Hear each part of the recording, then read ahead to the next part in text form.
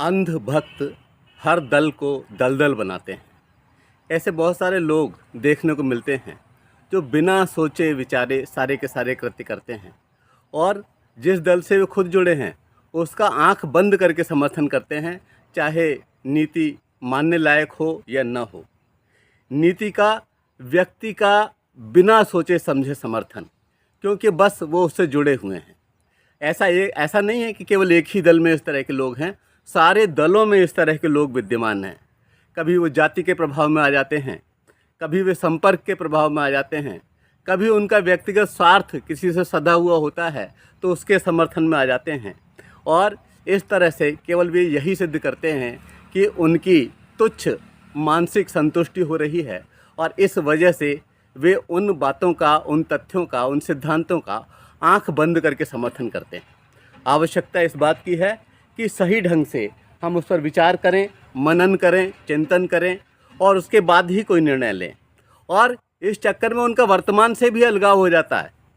वर्तमान की जो स्थिति चल रही है उसका विवेचन नहीं करते, विश्लेषण नहीं करते, संश्लेषण नहीं करते, मनन नहीं करते।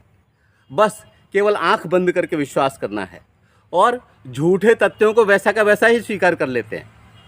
आवश्यकता इस बात की है कि किसी बात में कितनी दम है, इस पर विचार हमेशा किया जाना चाहिए और आंख बंद करके किसी भी बात का, किसी भी तथ्य का, किसी भी व्यक्ति का कभी समर्थन नहीं होना चाहिए। और ऐसे ही लोग पलायनवादी दृष्टिकोण रखते हैं, वे भाग छूटते हैं, वे सच्चे हितैषी नहीं होते उस दल के। और इसलिए बहुत आवश्यक है कि हम इन अंध भक्तों की श्रेणी में ना आए, भले ही किसी भी दल से जुड़े हुए हों। इससे हमारे सोचने समझने की शक्ति का ह्रास हो जाता है और हम स्वविवेक का प्रयोग करने में असफल हो जाते हैं। अगर हम स्वविवेक का प्रयोग करेंगे तो निश्चित मानिए कि हमारे 100 में से 80% से ज़्यादा निर्णय सही होंगे। इसलिए आवश्यकता इस बात की है कि हम अंधभक्त न बने, बल्कि हम ये प्रयास करें कि धीरे धीरे करके सच के समर्थन में उतरने की अपनी क्षमता को हम विकसित करें। इसीलिए कहा कि आनंद लो जिंदगी का, न काटो मान कर सजा। आनंद लो जिंदगी का, न काटो मान कर सजा।